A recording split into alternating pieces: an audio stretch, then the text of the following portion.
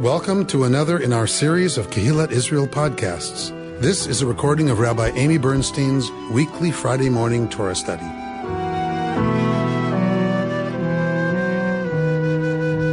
We are in Parshat Chukat. Chukat is often read with the Parsha immediately following Balak. So it's often referred to as Chukat Balak. This is one of those parshiot that's a double portion, right? That we pull it apart in the year that we have 4 extra Shabbatot, 4 extra times that we need a Torah portion. So we are in Parshat Chukat. We are in the second year of the triennial reading. So we're reading the middle hunk of every portion. We're in the middle hunk of Chukat, which puts us at chapter 20, verse 1. Yes. The Israelites arrived in a body at the wilderness of Zin on the first new moon, and the people stayed at Kadesh. Miriam died there and was buried there. The community was without water, and they joined against Moses and Aaron. The people quarreled with Moses, saying, "If only we had perished when our brothers perished at the instance of the Lord. Why have you brought the Lord's congregation into this wilderness for us and our beasts to die there? Why did you make us leave Egypt to bring us to this wretched place, a place with no grain or figs or vines or pomegranates? There's not even water to drink." Moses and Aaron came away from the congregation to the entrance of the tent of meeting and fell on their faces. The presence of the Lord appeared to them, and the Lord spoke to Moses, saying, "You and your brother Aaron take the rod and assemble the community, and before their very eyes order the rock to yield its water. Thus you shall produce water for them from the rock and provide drink for the congregation and their beasts." Okay. Vayavav bnei Yisrael kol ha'eda midbar tzin b'chodesh harishon. The Israelites arrive, literally from the Hebrew, if we don't look at the English and just look at the Hebrew, and the people of Israel came, kol ha'eda, all of the congregation, midbar tzin, to midbar tzin, b'chodesh harishon, in the first month is what we often get the translation to be, but chodesh can also mean new moon. So the first new moon. Rosh Chodesh. Huh? We celebrate Rosh Chodesh. Rosh means head of, Chodesh is month. But when you just see Chodesh, it can mean the new moon, the beginning of the month. Mm-hmm. It doesn't always, but sometimes it can mean that. So this might mean the first new moon. But Yeshev ha'am b'kodet, right? So they stay at Kadesh. Vatamat sham Miriam v'tikaver sham, and Miriam died there and was buried there. Yes. All right. So what's the very next thing? What's the very next thing we get? They complain. No, before that. They were without water. Okay, below hayamayim, and there wasn't any water. Okay, so for the rabbis, this is revelation, people, right? This is not, God forbid, they're just telling us what happened. God forbid, this is instruction about life, about the nature of the universe, about deeper things. So there has to be a connection between the sentence, Miriam died, and there's no water. There's no water. So what do the rabbis do? What do the rabbis say? Is it because? Is there because there? There's definitely a because there. Because Miriam was getting them the water. Ha. So this is where one of the places, the Midrashim, about the stories about Miriam being the one who provided them with water, is from here. We just take it for granted. There was a magic well, right? And as long as Miriam lived, they had water. We just take that for granted because it has successfully seeped into, right, our understanding of the desert narrative. But it isn't part of Torah. It is Midrash that comes from, we talk about the Torah being black fire on white fire. It comes from the white fire. The space between the letters, the space between the words. That's where the rabbis read this. Vatamat sham Miriam. Miriam died and was buried. And the very next thing is Velo haya mayim la'eda. And there wasn't any water for the community. There must be a connection. Right. All right. So Miriam is the one to whom it's attributed that they had water. One midrash is that there was a big rock that rolled along next to the people, and it gave the water, right, to the people. And then when she died, it stopped giving water. I want you to hold that because it makes some sense. I know it sounds silly, but it makes some sense when we see what comes next. There's a rock, it rolls along with them, and when they stop, it becomes a rock that is a well, like it gives water. Okay. Also, there's a paragraph here. It shows a different paragraph in the English and in the Hebrew, but in the Torah it goes continually. Yes. Right.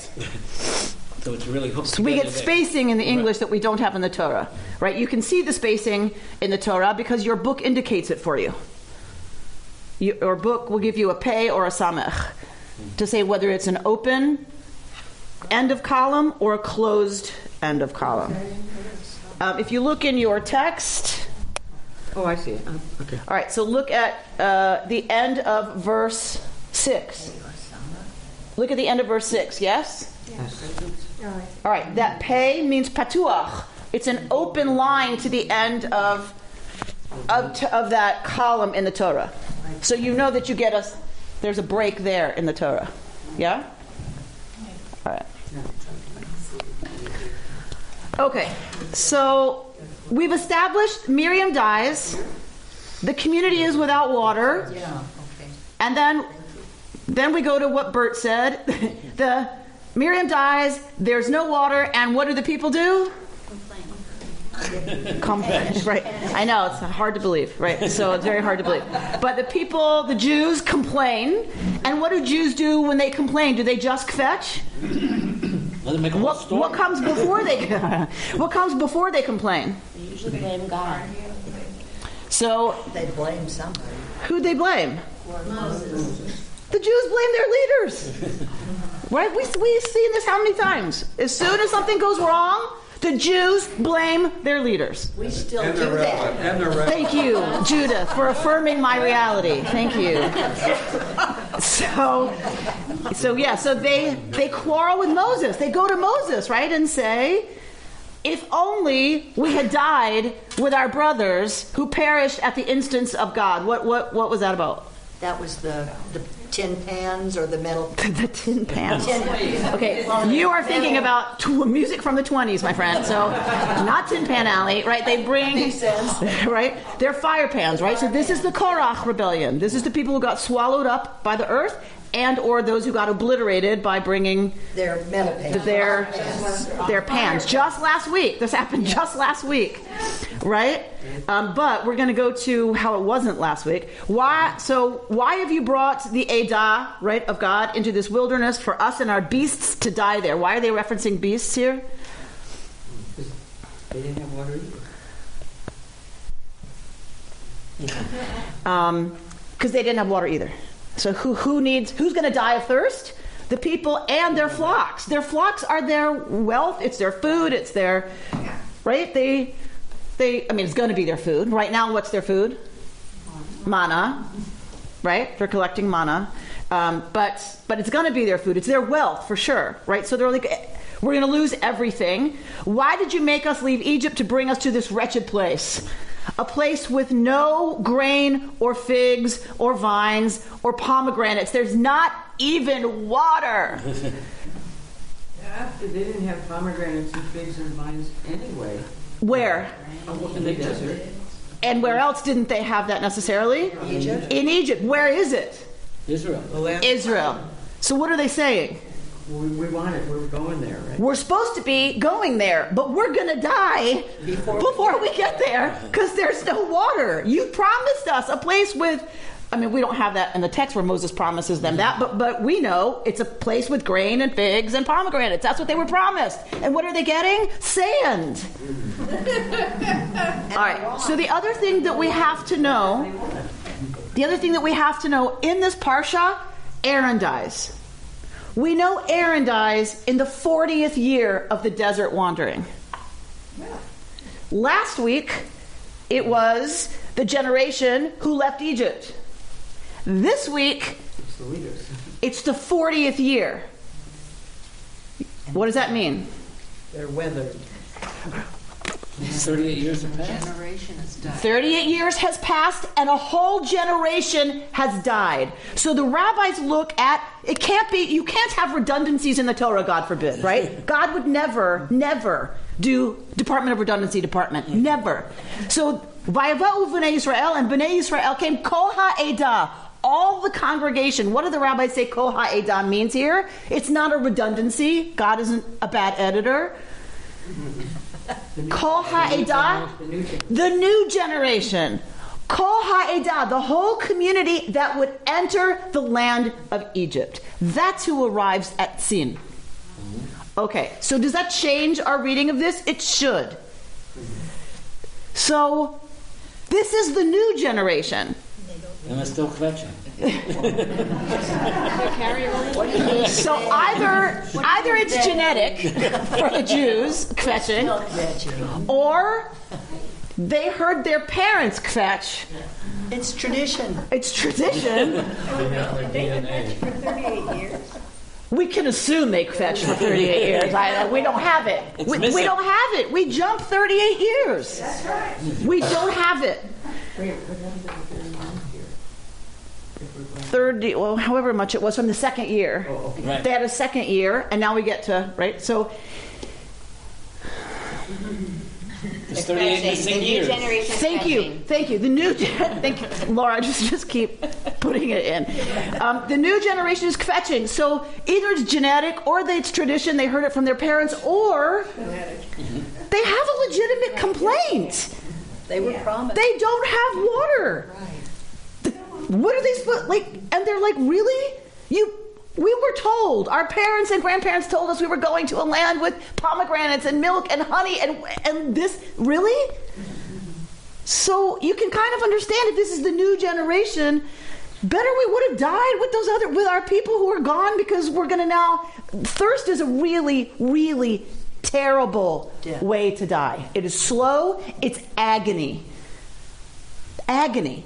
So they have what to eat. They have manna. But if they don't have water, they're going to die a very painful, slow death from thirst. Okay.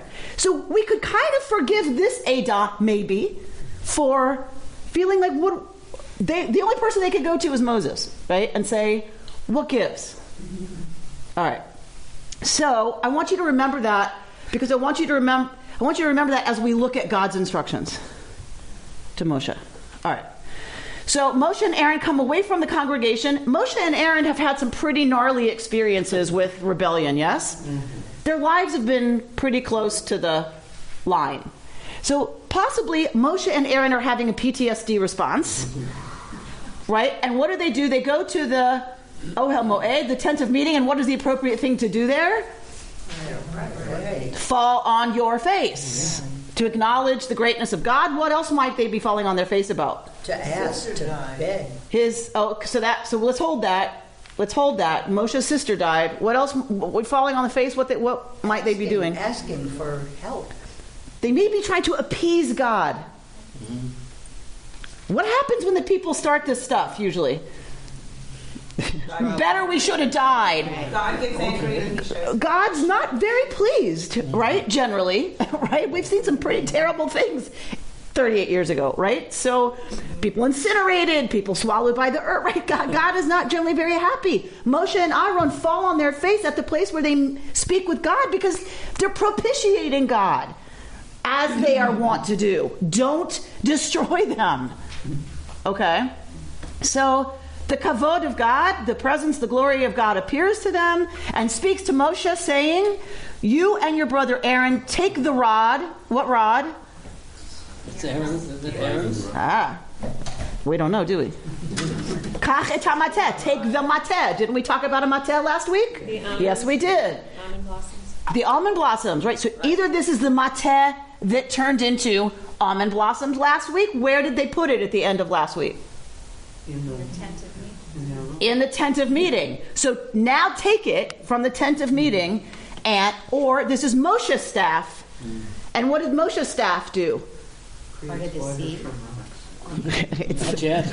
It has created water from rocks, but before that, what is the association with Moshe's staff? Parting the sea. Parting the sea. turns into snake. It turns into a snake. It's a sign of magic and power, that staff. It did some pretty wicked stuff in Egypt, yes? We All still right. use the scepter for that in royalty. Sure, so it's a sign of authority. That's why they have a scepter. We talked about this last week, right? The staff is the symbol of leadership and of identity and strength and power and sometimes magic, right? What Harry Potter uses a wand. Why? Well, it's a scepter. Well, you need the power stick, right, to do stuff. It's a very, very, very old, very ancient Folk tradition. symbol and tradition. Okay, so that's what the association with Moshe's staff is, right? All right. So take your staff, assemble the Edah, assemble the community, and before their eyes, so with them as witness, it's important that they see this to God. This is important to God. Order the rock to yield its water. Thus you shall produce water for them from the rock and provide drink for the congregation and their beasts. There's a word in Hebrew that means to slake someone's thirst. That's the word used here. So we don't have that in English. It's not you shall provide drink. It's v'hishkita et ha'am, and you will Quench them. You will quench. You will quench the people. Like, it is a caring word. It is a loving act that God does not seem to be angry. It's a new generation. They're freaking out. God seems to either have learned something. We're going to talk about that. What has God learned? Or it's a different set of circumstances, and God is not angered by this particular group's freaking out. So God has a loving response. Okay, I get it. They're thirsty. I want you to take your staff. I want you and Aaron to go to the rock, and I want you to speak to it, and it's going to quench my people. Okay, that's God's perspective. That's what's told to them. Yes. Well, God should have been providing water in the first place. Okay. So maybe God was reminded, Wow. I forgot one thing. Wow. Go to the rock. Go to the rock. All right, so God forgot? God forbid. God forbid, right? So God was waiting for them to ask. So if God is waiting for them to ask or demand or complain, it's even more an argument that God's not upset with them. Maybe God set the whole thing up.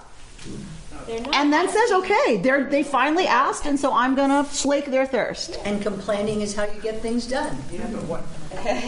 If you complain to people who can do something about it, right? That's a rule I was taught on a retreat. Only complain to someone who can do something about it.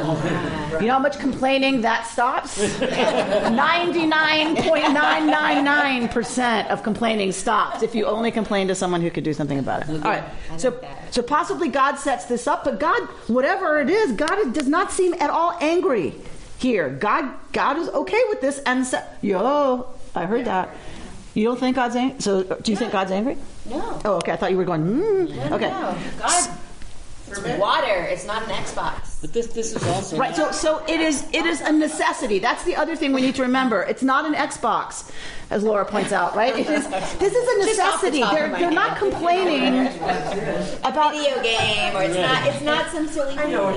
they're not complaining about not having chocolate cake, right, after the manna. Right. They're complaining about the thing that sustains life in the desert. The only way to sustain life in the desert environment is to make sure you have enough water. Doesn't the rock? Don't springs come through rocks? Isn't there a sense that what's going on here is not just water coming out of a rock, but that it's somehow it triggers a spring? So always, what are miracles about? They're not about things that don't happen. They're unnatural, though. Either they are exaggerated, that the sea parts. We know that there's so many scientific explanations for all of the 10 plagues. What have we talked about in here, though? It's not about something that doesn't occur in nature. What makes it a miracle, Bert? What makes it a miracle? Moses can do it That God, on demand. it's unexplained. It happens, but we're not quite sure why at that time. At that time. Why at that moment does whatever it is happen? Yeah, locusts come. and consume everything. Yes. But why now, at this moment, when Moshe says, let my people go, or else, boom, then the locust, right? So it's never about something that, I mean, generally the sun doesn't usually stop in the sky, but so it's not always true, but usually the miracle is not something that doesn't happen in nature. It's about it's intensified, and it happens at that exact moment. Which we use to explain the reason that it happened. Huh? That it happened at that time, we then find a reason that it happened at that time. And that's the story. Well, the reason is because God said so. Right. Moshe took... Oh, sorry. It's your turn, Bert. Moses took the rod from before the Lord as he had commanded him. Moses and Aaron assembled the congregation in front of the rock, and he said to them, listen, you rebels, shall we get water for you out of the rock? And Moses raised his hand and struck the rock twice with his rod. Out came copious water, and the community and their beasts drank. Go on.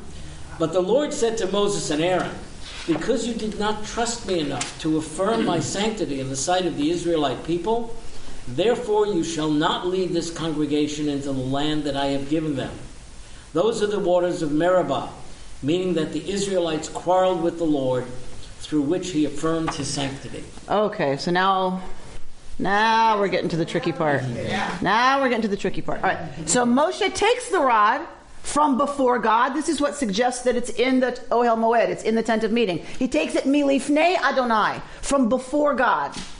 That means if it's before God, where is it? In the tent of meeting. So he takes it from before God. Tell me what happened last time Moses had a rod and was told to get water from a rock. He was furious and he threw. No. He's doubting? No. Last time Moses was told, take your staff, and he had to get water from a rock, what was he told to do? He was told to just lift it, and he hit the rock with it. That's this time. Everyone's confusing that with this time. There was another time. There was another time in Exodus. Oh my gosh. Last time in Exodus, they wanted water. There was no water. God said, take your staff and hit the rock. No, in Exodus, before, years ago, 38 years ago. God said, take your staff, hit the rock, and the rock will bring forth water. Moshe hit the rock, and the rock brought forth water. But not this time. Okay, so God says, take your staff and go tell the rock. Speak to the rock. Speak to the rock and tell it to bring forth water. And he did it. So he did the old thing. So, all right. So do you see what I'm setting up here? So okay. So because we have a problem now. We have a problem. What's the problem? Moshe's told he's not going to lead the people into the promised land because he did not sanctify God before the people. Really? He's not going to make it to the promised land because he what? So now we have to figure out what. This is a pretty big consequence for something. Didn't give God credit. Okay, we're going to go there. Sheldon? Well, it wasn't hitting the rock. It was the fact that when they started complaining, he didn't tell them he didn't speak to the Israelites and explain to them the power of God. Explain to the new generation. He just immediately went to the tent of meeting. So God is thinking these two people, Aaron and Moses, are too old to lead the new generation. Okay. So what is the possibilities of the sin that they commit? So Sheldon, you're suggesting that Moshe didn't talk to the people. He didn't address them. He didn't address their concern. He didn't defend God. Okay, hang on. He didn't address them. You're saying he shouldn't have gone right to God. Well, he didn't act as a leader, and talk about the sanctity of God. So there's a new generation that needs some instruction. So I'm going to say as a leader, he didn't comfort them. They're freaking out. So some sources say this is the problem. Not only did he not talk to them, instruct them, and comfort them, what did he do instead of that? He just went He straight yelled to at the them. He called them He rebels. yelled at them and insulted them. He called them, you rebels, which it's a cognate of another word in a close language, which means fools. So he's insulting them. He's calling them names, which might suggest that Moses is too old. So if we go to what God has learned, it may be that God has learned that Moshe is burned out. He's too old. He's not the one to lead the new generation that needs a leader who's going to instruct them and respect them and get it that they're flipping out. They've never seen a lot of this before. If they saw it, they were kids and didn't know what was happening. You take a stick and you hit a rock and water comes out. That's what you do. They don't know. They were young. Right. It was their parents and grandparents who learned the lessons. Well, they're Jews. They really never learned the lesson. But all right. So that's one possibility. What's another one? Didn't give God credit. How did he not give God credit? He didn't tell them to trust. Because it was God that gave the instruction, but he did it himself and not giving. But where do we see the proof that he didn't give God the credit?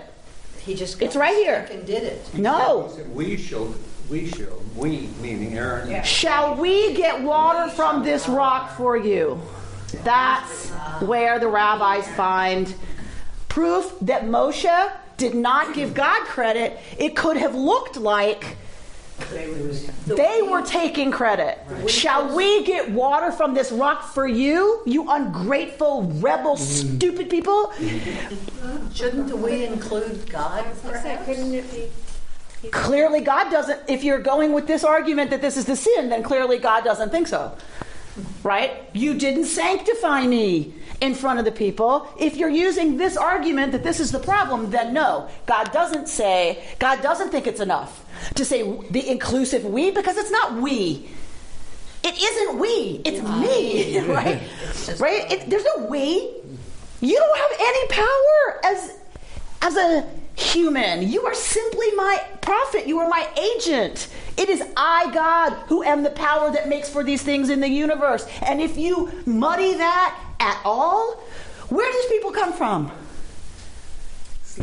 Where do they come from? Egypt. Slaves. Right? The leader in Egypt is a God.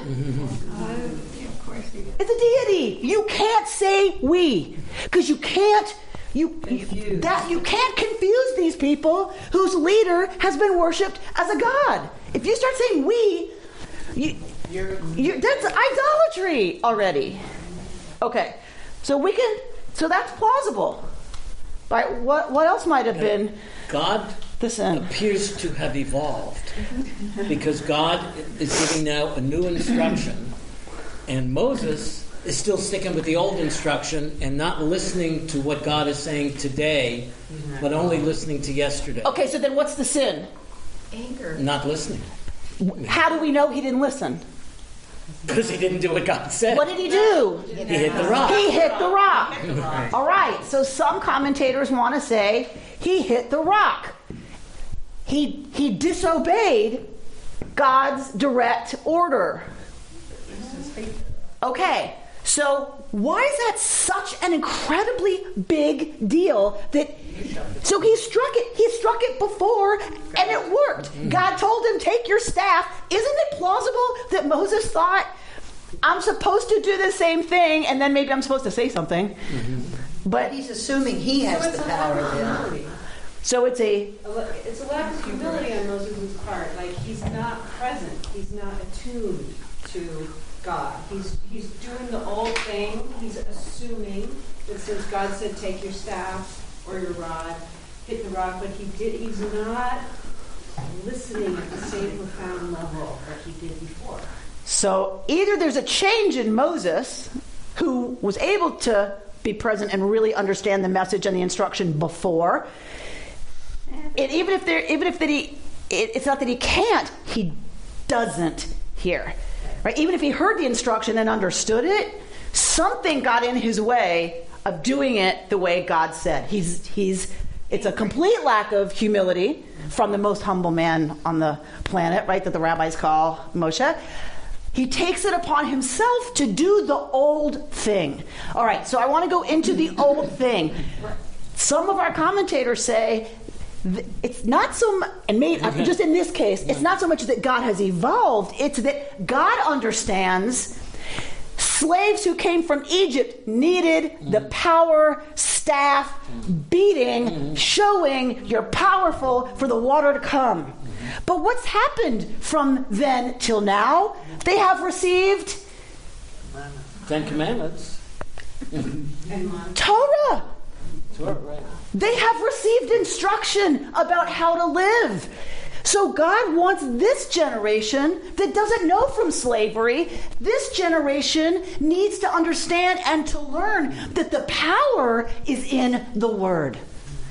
The power is in speech. Speak to the rock. Let the people see. You don't need to beat something with a staff. That's the old way.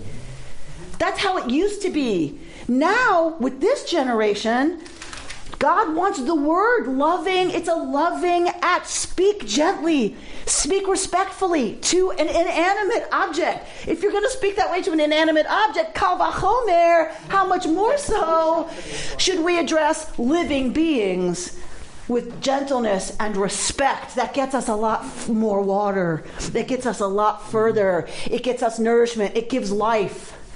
And what does Moshe do? He hits the rock. He goes exactly, and we're going to get there, he goes exactly against the lesson that God is trying to teach the people before their eyes. God wants them to witness, says this interpretation, the power of speech and a new gentle way, right, to communicate to the people that God is a loving God who's going to take care of them. And instead, Moshe reverts to the old way, takes the power symbol and hits the rock, which is exactly opposite of what God was trying to communicate. And some commentators say that could have been forgiven. But he does it again. Is he an old dog that can't be taught a new trick? So this is the question. And what Stell is suggesting is and maybe not that he's stuck. In the old way. Moshe's stuck in a paradigm of leadership. Look, the guy's been traumatized. He didn't want this job in the first place. Right. Leading the Jews? Like, really? Right? So he didn't want the job in the first place, and then they turn on him. How many times were he and Aaron almost killed by the mob, right? And so he's traumatized, and like the only thing he's stuck in that. And there's one modern commentator who said he's stuck on the victim, perpetrator, rescuer triangle, right? He's stuck as the rescuer, right? And God is about to jump off that triangle and break the cycle, and Moshe can't handle it. They're the victims, right? We got the victims. We got the people. They're always the victims in these situations, right? Moshe is the rescuer, right? So, and God's the perpetrator, right? God hasn't given us water. So God's the villain. The people are the victim. Well, then you need a rescuer. And if God is going to take care of them and show them, I love you. I'm here for you. I am not a perpetrator. I am your caregiver. We're partners. Where does that leave the rescuer? It leaves the rescuer without a job. And when you start monkeying with one of those positions in the family dynamic, what happens?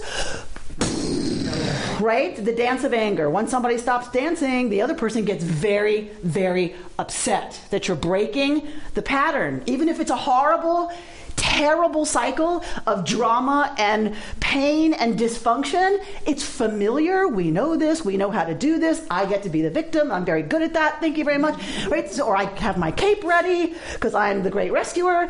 So everyone gets very upset when the system gets shaken up. And so that is a modern interpretation of Moshe can't get off the drama triangle. Sarah. If God is so wonderful, he could have helped Moses to get off that position very easily How? by talking to him. His words are so wonderful. Let God demonstrate that by talking to Moses and explaining what he needs to do and why. Okay, so what's missing here is, I'm going to assume why. Because it seems that God is pretty clear. Take your staff, go speak to the rock, and you will slake the thirst of the people. So it seems, if either it's not clear or Moshe can't hear it or interpret it correctly. But, so maybe it's the why, like why Moshe needs to do it differently this time? Is that what's missing? Well, if I can piggyback on what you're saying, it sounds like you're saying, well, he could have had an Abraham moment, where just at the moment when he was going to slay his son, God comes in and says, stop. And God didn't come in and say stop. So God could have stopped Moshe from doing this. He had listened to her. You should always listen to Stowe, I'm telling you. And besides that, I mean, it almost seems like all the way along, God gives instructions to Moses. You know, I don't know that he thought up all of these things that he'd done to be a leader by himself. That God forbid. God's been sort of guiding him or telling him. And he just went ahead before he got the next set of instructions, maybe. Well, he got instruction. Well, take the rod, but he didn't Take the rod, speak to the rock, and slake the thirst of the people. So he got those instructions, but doesn't do that. It says talk to the rock, right? Yes, which he doesn't do. Doesn't this also stop that whole triangle through the rest of Jewish history with a leader? No, that is the sin. That's the sin. Had Moshe gotten off the triangle, there could have been a whole new relationship between God and the people of Israel. That is why he's punished so severely, says this commentary, because he didn't do it. The people saw him hit the rock, and water comes, and they go right back. They go right back to the old system, and because of that, they continue to complain the rest of the time into today. But did they have a rescuer from that point on, who played the rescue role for all Jews? Well, we see them continue to mess up. And continue to But was there anybody acting as a rescuer from that point on? Well, it depends. I mean, it depends how you want to interpret rescuer. So, and we could have that conversation. But the point is, for the rest of the Torah, we're stuck, says this interpretation, looking for a rescuer on the victim, perpetrator. But we're right back because Moshe couldn't get out of do what was necessary and couldn't get out of it himself. I saw a hand over here. Robert? Well, I guess I'm looking at this sort of simplistically. Okay. Not quite as theoretically. There has to be some then and walk to this story. There has to be what? There has to be an ending to this wonderful story. Which wonderful story? That God took us from Egypt and brought us to the Promised Land. So the denouement is that and then it ends with Moses? God makes a decision that the people that he took out can't make it. He's got to wait for the new generation. How is he going to? How is this wonderful story going to end? Because I'm sorry, to some degree, I look at it as a story. Well, not as something actually written down by God. And there's some serious as opposed to the rest of us in this room who take this as a literal revealed word of God. Wrap this story up because you've gotten so far that the principle of it is that God is the one who took you out of the land of Egypt and brought you into this wonderful new place. So I hear you saying that there has to be a way to begin to wind it down, and this is the beginning, and this is the way the authors begin to wind it down. And there are people who say absolutely, because all three leaders essentially die in this parsha, even though Moshe's going to make it to the end of Deuteronomy. The other thing that is that's happened here that is really important is this issue of the sanctity of God. I mean, if you talk about what is the teaching message of this particular passage. We've heard this one before, that the sanctity of God is a big issue, that I am the one who brought you out of the land of Egypt is a big issue. And they're right on the table here. So that's sort of how I read. Well, okay, it has to be wrapped up. And this is the way to begin doing it. This is the way we wrap it up, and we got to get rid of all the remaining leaders. So right here, we've got the death of the last of the people, according to tradition. The last of the people has died that was from that generation. So we have a new people, and a new people is going to need new leadership. And all three die here. Aharon, Miriam, and Moshe's death sentence is given here. Like, he's condemned here, even though he's got to get them right to the border. And Deuteronomy isn't a bunch of happenings. Deuteronomy is his farewell address, right? So the end of his doing anything is at the end of the book of Numbers. And by the way, from here on, Moshe never again acts on behalf of God from here on out, ever. Now it's God talking, or instruct the people. But Moshe never again has any kind of staff, miracle, something big, showy, fireworks thing again from this point on. Like Moshe did. Is there? It depends. I'm going to say again, it depends. The people look to the judges, the people look to the king, the people look for Mashiach. They don't stop looking for a rescuer. Right? That continues. That's that obvious as Moshe. Correct. All right, so I don't know, something else was occurring to me. It could be totally wrong. There isn't such a thing. But since God is the comforter and the bringer of healing, etc., even though he's saying, because you did not trust me enough to affirm my sanctity in the sight of the Israelite people, therefore you shall not leave this congregation into the land that I have given them. And on the surface, it's a punishment. It's only a punishment for Moses' ego. It's actually a deliverance from the role he never really wanted in the first place, back to you can retire now, or really soon. Beautiful. Let's go back to Nadav and Abihu. The two sons of Aaron who are consumed when they bring the incense offering. We said it could be a punishment. We said it could be just a consequence when you bring a not ordered sacrifice. This is what happens. A fire goes out from before God. That's just what happens. It's a nuclear or whatever. What was the third possibility? It could be exactly what they wanted. They wanted to be closer to God. Well, guess what? Now you are, like they were incinerated by the fire of God. They become one with God, which is what they wanted. Maybe it's not a punishment.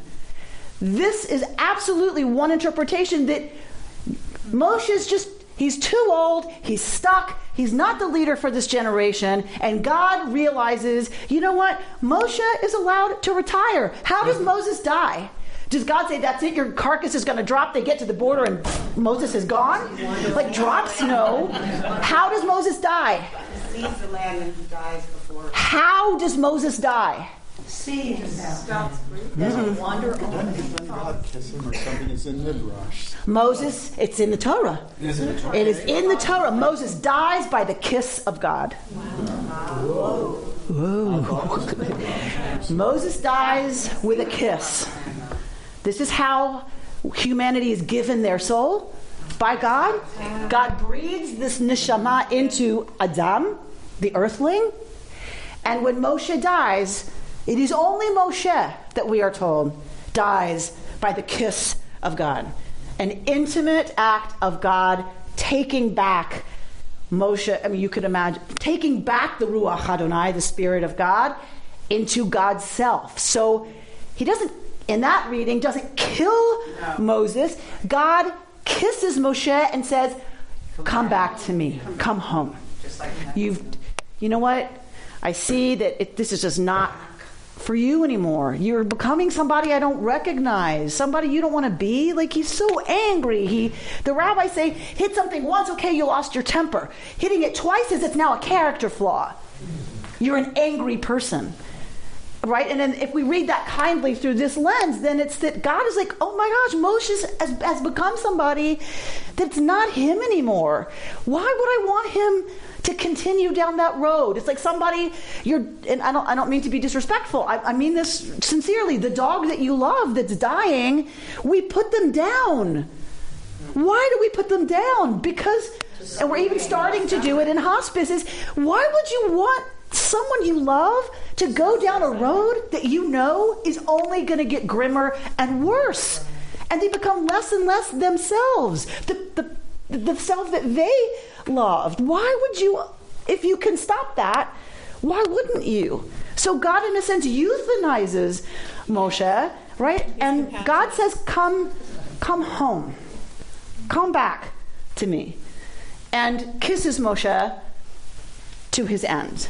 And that is it happens to all of us, but not that way necessarily. I mean, I would love to interpret that as we all at the end die by the kiss of God, taking back what was given to us as a temporary gift, right? This body, right? That God takes back the spirit, because it becomes part of God. What else can happen? That part of us that is God can't do anything else but be God. Right? A wave, what happens? A wave has this trajectory in the world, a space and time in which it is a wave, right? And then what happens? It crashes on the shore. Did the wave get destroyed? No. The wave went back to being ocean. Right? So with that interpretation, when we have this, I have the Amy Bernstein wave, right? And when that is gone, it's not that Amy Bernstein is gone, it's that I return to being ocean, which I always was. So it makes sense that, right, the body, this temporary experience goes, but what's not of us, what is of the divine flame, has always been, will always be divine. It's not that God takes it back, like it was somewhere and God's taking it back. It's that's what happens. It returns to being just God, not this and God. Okay. Yeah, I was just thinking of the science behind it. It's just energy. It's just moving, it's traveling, it's not created or destroyed. Even with the wave, there's the energy as it's building into the crest, and then it comes back down to the trough, but it's not. Says the surf instructor. Yeah, so it's not. Yeah, it's just traveling, it's just moving, and that's what we are. We're just kind of in this reality, this earth, moving in time and space, but we're not created or destroyed. That absolutely is the reading. If we want to stay with this, it's not a punishment. Absolutely, that it's describing that Moshe's time, this energy, this wave business, God knows it's done, and so this is the natural consequence. And not just for Moses, but for the people as well. Who need a different leader, right? Who need a new generation of leaders. Okay. So I don't know if you know, but at this moment, okay, I'm gonna try not to cry. At this moment, my daughter is being helicoptered into the Grand Canyon for an 8-day river trip with two of our friends who gave this to her as her bat mitzvah present. Wow. So you can imagine, I'm not exactly all here when I'm not with y'all. I'm not exactly all here. Don't start hitting rocks. Right. Don't go there. Right. You wish you were with them. Both, except my days of sleeping on the ground are for sure over. Like that. So I do not envy them needing to poop on a tarp and wrap it up and hand it to the guide. No, thank you. Yeah. Thank for that visual. Right? Glad I could help. She'll come back strong. So I was preparing last night for today, and as you know, I love to check Aviva Zornberg and just see what she has to say. So she says, and this is just about just the cosmic, right? That it's all connected. She says there is something uncanny about this hidden passage of time, right? The 38 years that we don't get described. Right? There is something uncanny about this hidden passage of time with its harvest of so many deaths. A new generation is suddenly identified in the Midrash, but in the Torah, the intervening 38 years go unrecorded. Suddenly, the people arrive at Kadesh, at the border of Edom, at the threshold of the Promised Land. In the blink of an eye, we find ourselves looking back at the unrecorded wilderness trauma. Like a traveler whose sense of continuous time and space is disrupted by a sudden sight of the Grand Canyon.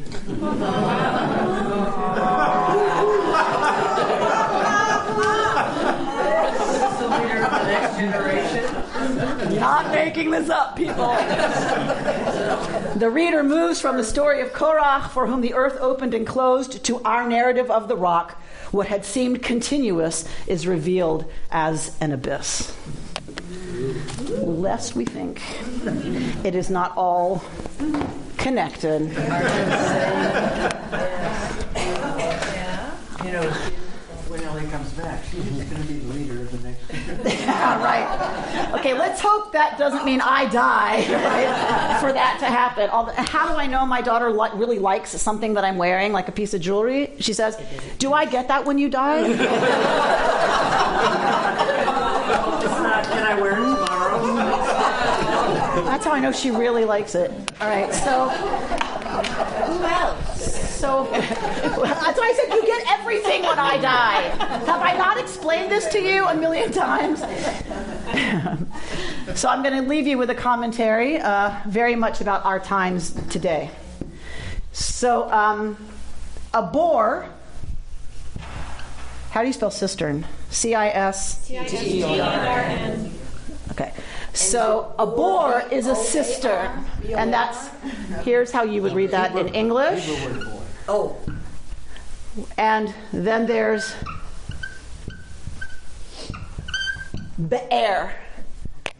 So bore is cistern, something that holds water. What is be'er? Well. Yes, a well. Okay. What's the difference? One can shower. Huh? I think a cistern you can carry. No, a cistern is something that you carve into the side of a mountain and put plaster on it, and it collects rain. It's under cities quite often. So what's the difference between a cistern and a well? Well, one's natural. It's natural. The well is natural. What else? One provides water and one stores water. One provides water and one stores water. One stores a limited amount of water, just however big the cistern is. A well, it is an endless supply. Well, not necessarily. It springs from here. Still unbelievable. All right, so I'm going to give this to you so you don't have to worry about it, but I don't want to take the time. I know we're running late. I don't want to take the time to distribute it right now. So this is from Rabbi Sharon Cohen Anisfeld, who is the president-elect of Hebrew College.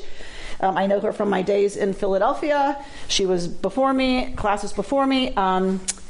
Amazingly wonderful, thoughtful, brilliant person. We get a be'er in this week's Parsha. We have a be'er, not in the portion that we read, but there's a be'er. They find a be'er. But this is all about water. This whole Parsha, right, is about the dynamics of water because of how important it is, life-giving, right? It's the source of life in the desert, blah, blah, blah, blah, blah. So if you look technically at these two words, bor and be'er, what's the difference in Hebrew? What makes the difference between bor and be'er? Now, the aleph. Talk to me about the aleph. What's the significance? It's the beginning. It's silent. The beginning of what? The Ten Commandments, among other things. It's the beginning of the Ten Commandments. It's the first. What's the first word of the Ten Commandments? Anochi. I, Adonai, am your God. Blah, blah, blah, blah, blah, blah, blah. Anochi starts with the letter. The Midrash, one Midrash, we have many Midrashim. One Midrash says that, what did the people hear at Revelation? Silence. The Aleph, which is silent. The Aleph of Anochi is the only thing the people heard. The silence that preceded Revelation in words. That's what the people heard. So this stands for Revelation. It stands for the silence that contains all wisdom. So Rabbi Cohen Anisfeld plays with that. She says the difference is one letter, and she quotes the Sfat Emet. You've heard me quote the Sfat Emet many times. The Aleph is the gateway to God's goodness and to the source of the deepest and most nourishing Torah. The Aleph signifies learning that is connected to the source of all life. This is the difference between bor and be'er. The cistern just contains gathered water. Its contents are limited by the size of the vessel that contains them. The well, on the other hand, is joined directly to the source of an ever-flowing spring. Add an aleph to the word bor, and the cistern is transformed into a living well. Add an aleph to our study of Torah, and we ourselves are transformed. Our learning has the potential to connect us to the ever-flowing spring that lies at the heart of all life, to the deep waters that connect and sustain us all. True study of Torah is connected to life. True study of Torah connects us to the source of all life. There are windows on the walls of our Beit Midrash, right, where we study, and we look outside of them every day. We look at the breathtaking beauty of the world around us, and we also look out at the heart-stopping cruelty of the world around us. And we ask ourselves, what does Torah have to say about this world of ours? What does Torah demand of us today? This week, it is impossible to read about the sustaining waters that the Israelites encountered on their desert journey without thinking of the immigrants who are arriving at our borders, hoping for relief from their own harrowing journeys, and instead finding themselves faced with officials, italics, following orders to separate families and tear children from their parents' arms. The plain intent? To make the experience at our border so profoundly brutal that it will deter future immigrants and asylum seekers from even trying to enter. To craft such a policy, to enforce such a policy, demands a willful forgetfulness and failure of imagination. The person following such orders cannot allow himself to think of his own child's cry for help. The person following such orders cannot afford to remember what it felt like to be a child in need of safety and protection. The person following such orders has to have found a way, at least temporarily, to forget that we are all children of God, to forget that we all thirst for the same water, to forget that we are all nourished by the same ever-flowing spring. We are all implicated in this policy as long as we allow it to be carried out in our name. Wherever we are, may we find ways to overcome the collective forgetfulness and failure of imagination that has brought us to this place. May we merit the study of Torah that helps us find our way back to each other, back to the source of all life, back to the flowing waters, back to the softened heart. In the words of W.H. Auden, in the deserts of the heart, let the healing fountain start. Amen. Shabbat Shalom. You've been listening to Rabbi Amy Bernstein's Friday morning Torah study from Kehillat Israel in Pacific Palisades, California. For more information, go to our website, www.ourki.org.